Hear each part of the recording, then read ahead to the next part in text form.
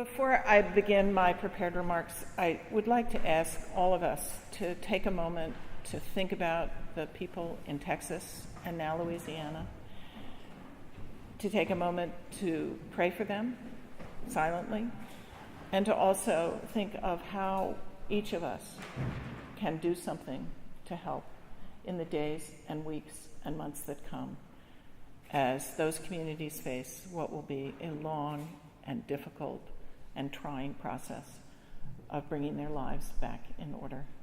So if we could just take a moment to think about that and send our strongest good wishes to everyone there.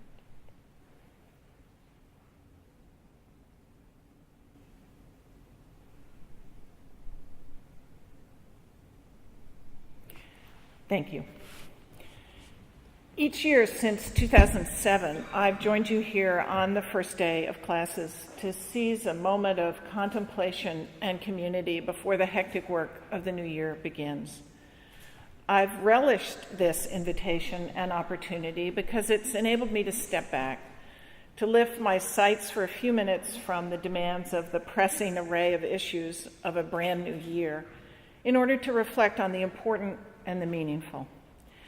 It's an opportunity to think not just about what we do and how, but to ask the more fundamental question of why.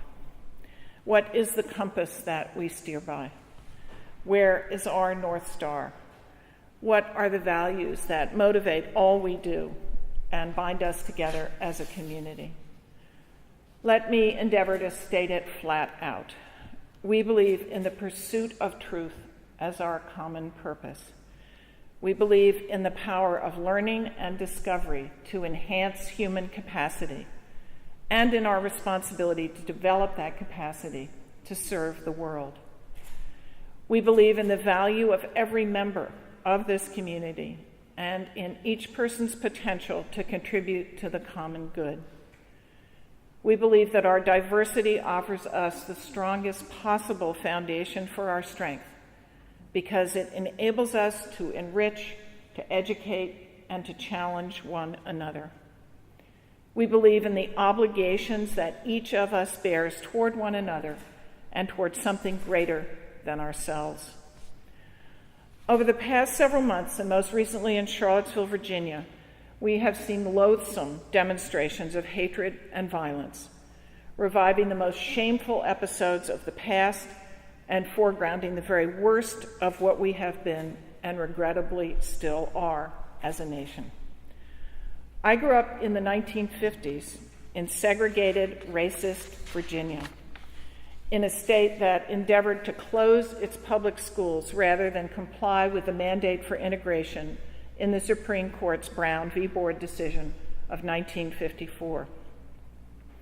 But over the past half century, I watched the state slowly but significantly change, integrate its schools and universities, elect an African American governor, then even vote for a black president. But on August 12th, I saw white supremacy resurgent, setting its sights on a university town with values like our own to mount its challenge and to advance its evil and its cruelty. There is much we can and should do in our academic work to understand and combat bigotry. We study implicit bias. We explore connections between intolerance and burgeoning economic inequality. We investigate how education can mitigate the cruelties of racism. And we prepare students to serve as agents of the rule of law. But as we undertake this work, with all the scholarly rigor and openness to debate that is necessary for its legitimacy and its success, we must at the same time articulate clearly and forcefully the values that inspire it. We must condemn the racism that feels free to speak in a way it hasn't for nearly half a century. We must denounce the Nazism and anti-Semitism that my father and so many others of his generation risked their lives to defeat.